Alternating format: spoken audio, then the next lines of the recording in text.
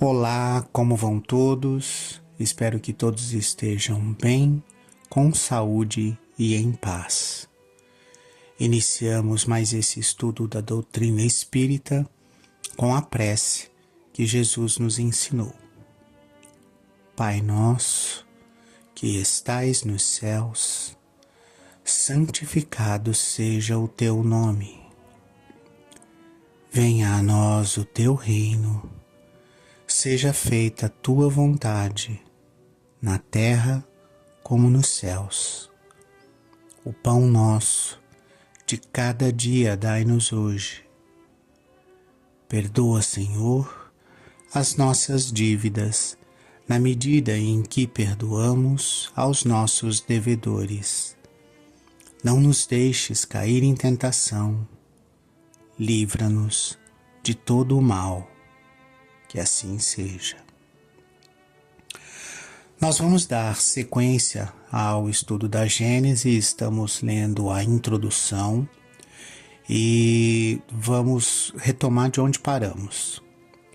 Então, a leitura diz o seguinte: antes de entrar em matéria, pareceu-nos necessário definir claramente o papel respectivo dos espíritos e dos homens na obra da nova doutrina.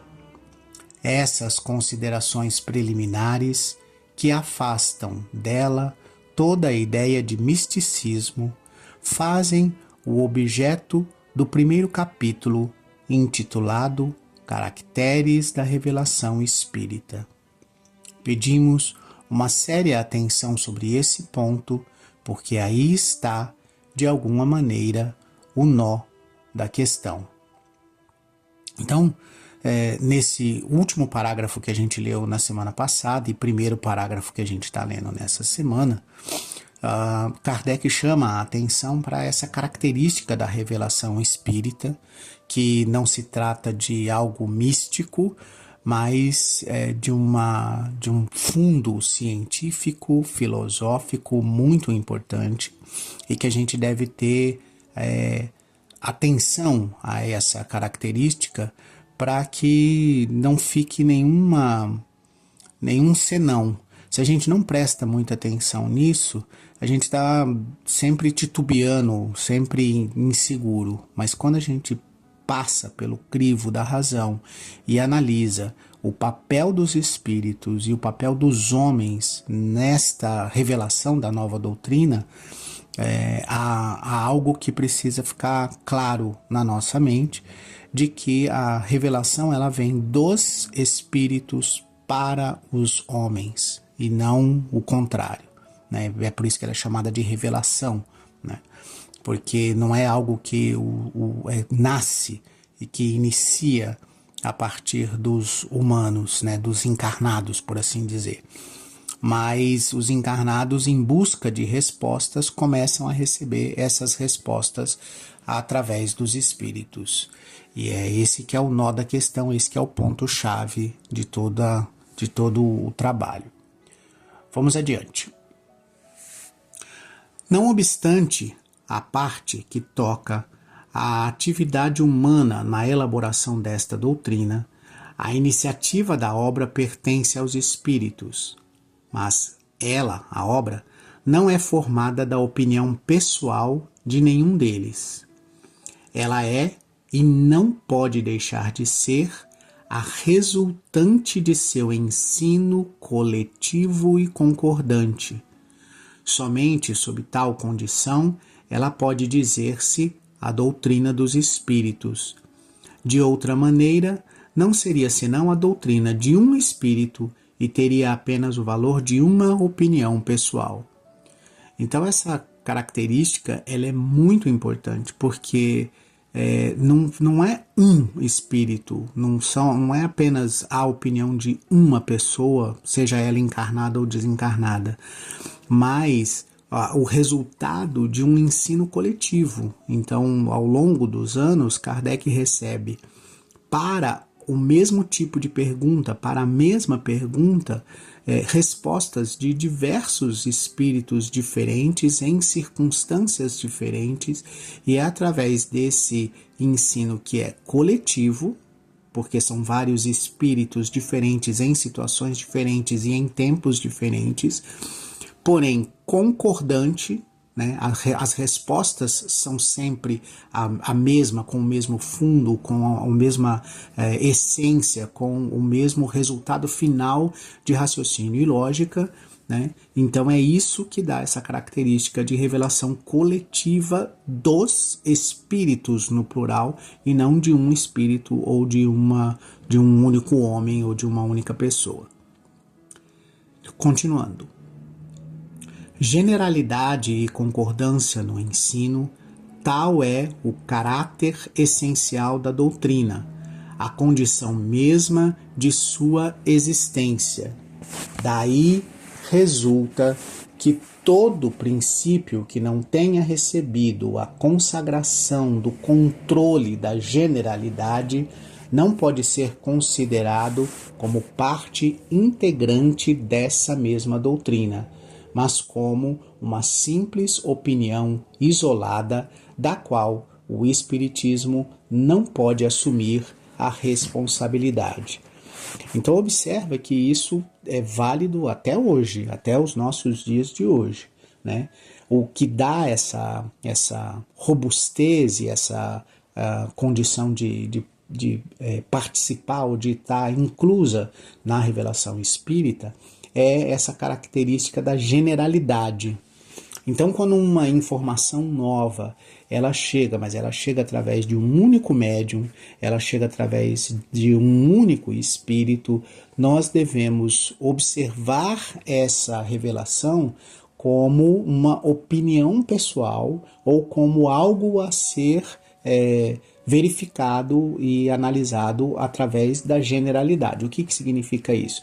Se um outro espírito, numa outra condição, através de um outro médium, confirmar aquela mesma revelação, aquela mesma resposta, então aí a gente começa a pensar que aquilo tem alguma generalidade.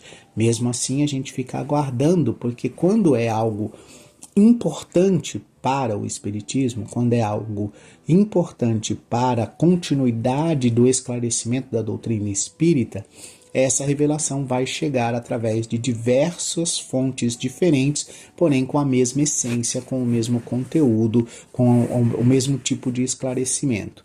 É isso que a gente deve estar sempre atento.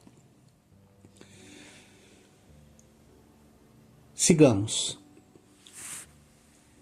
É essa coletividade concordante da opinião dos espíritos, passada, além disso, pelo critério da lógica, que faz a força da doutrina espírita e lhe assegura a perpetuidade.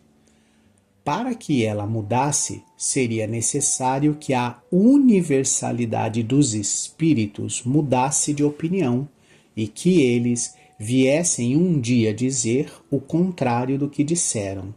Uma vez que ela tem uma fonte no ensino dos espíritos, para que sucumbisse seria preciso que os espíritos deixassem de existir.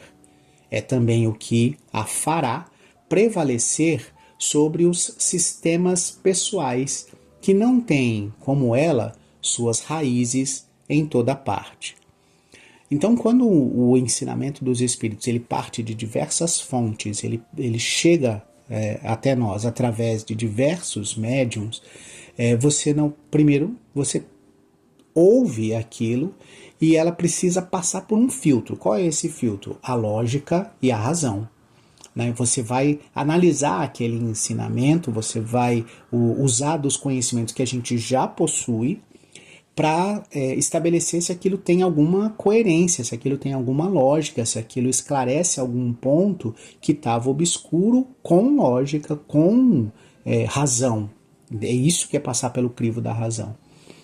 Se não passa por esse crivo, não é que não passa pelo seu crivo de razão, não passa pelo crivo, de novo, da coletividade. Então, outros espíritos e outras manifestações vão demonstrar que aquilo tem pontos falhos que precisam ser esclarecidos. É assim que funciona a ciência, é assim que a gente trata as descobertas científicas, é assim que a gente desenvolve o nosso conhecimento científico, da mesma maneira. Então, passar pelo crivo da razão, analisar, ouvir a opinião de outros cientistas é o que o cientista faz para saber se aquela teoria que ele está criando, ou que ele está escrevendo, ou que ele está descobrindo, se aquilo tem coerência, se aquilo parece lógico para outras pessoas além dele, né? Da mesma maneira, né, com essa mesma base científica, com esse mesmo critério científico, é a doutrina espírita. Então, na medida em que as revelações, mesmo, e aqui nós não estamos falando simplesmente da época de Kardec, Kardec estabeleceu esse método científico e filosófico para ser analisado as coisas.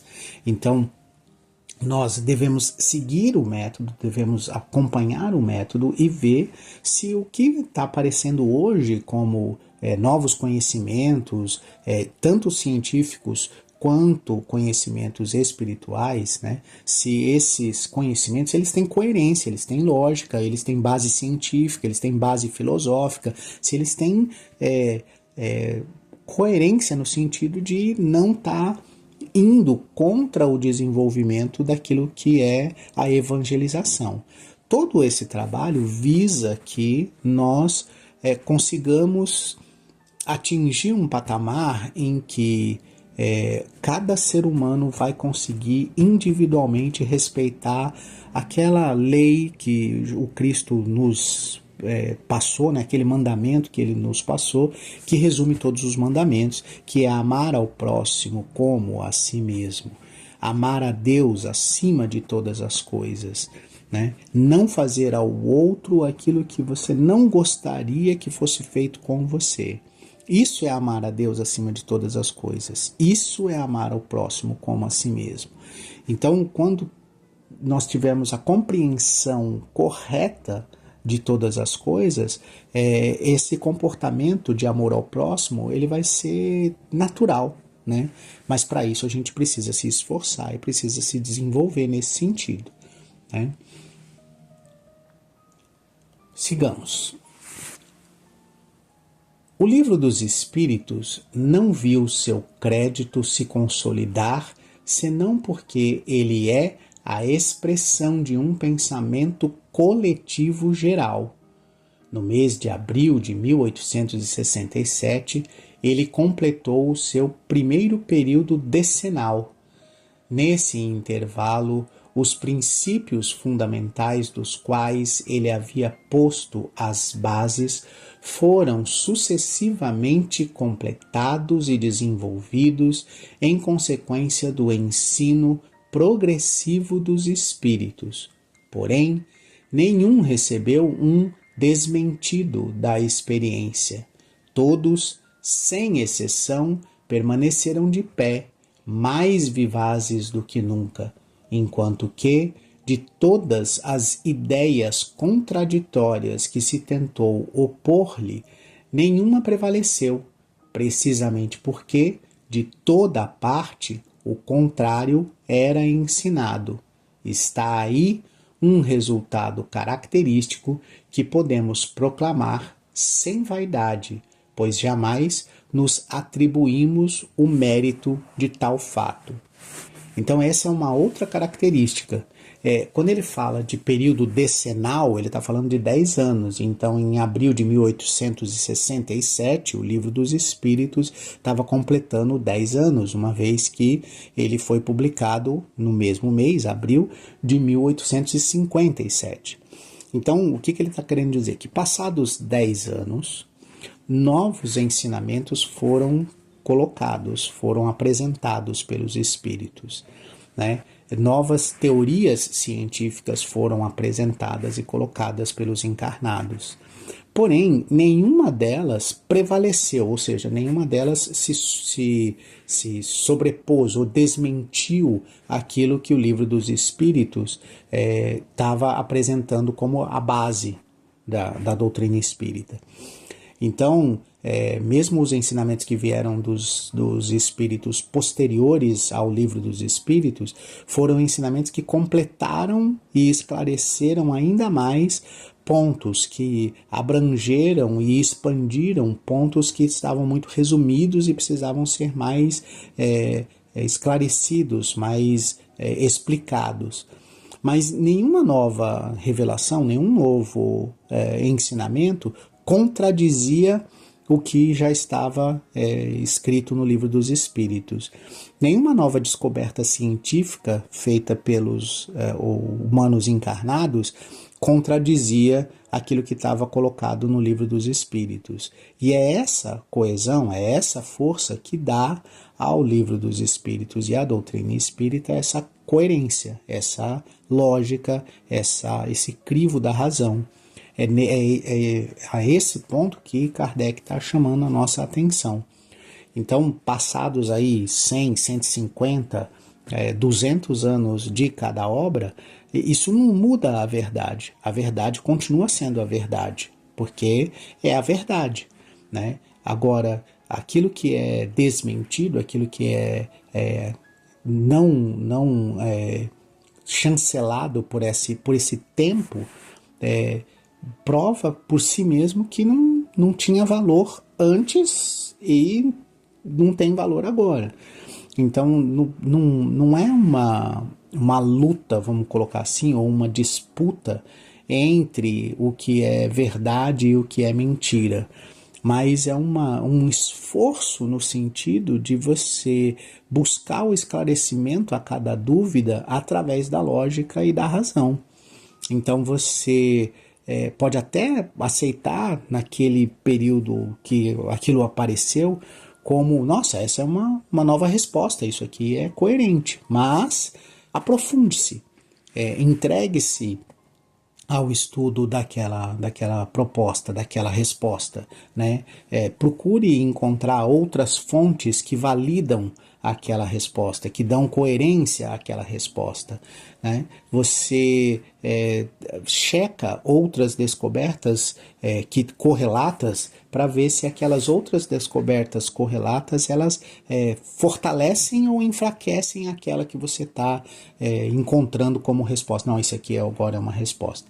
Quando é a verdade, esses novos conhecimentos vão fortalecendo aquilo que já se sabe. E quando não é a verdade, os novos conhecimentos vão enfraquecendo aquilo que não é a verdade, né? Então, enquanto, por exemplo, a gente lá atrás pensava que a Terra era o centro do universo e que todo o universo girava ao redor da Terra, outras teorias diziam que não era bem assim, que era a Terra que girava em torno do Sol, mas o que foi acontecendo? Novas descobertas, novos trabalhos, novas informações, novos estudos vão fortalecendo ou enfraquecendo e esclarecendo ainda mais. Então, a Terra não está parada no universo, o universo está em movimento e é a Terra que gira em torno do Sol. Isso todo mundo sabe hoje como uma verdade. Daqui 1000 anos, essa verdade continua, né?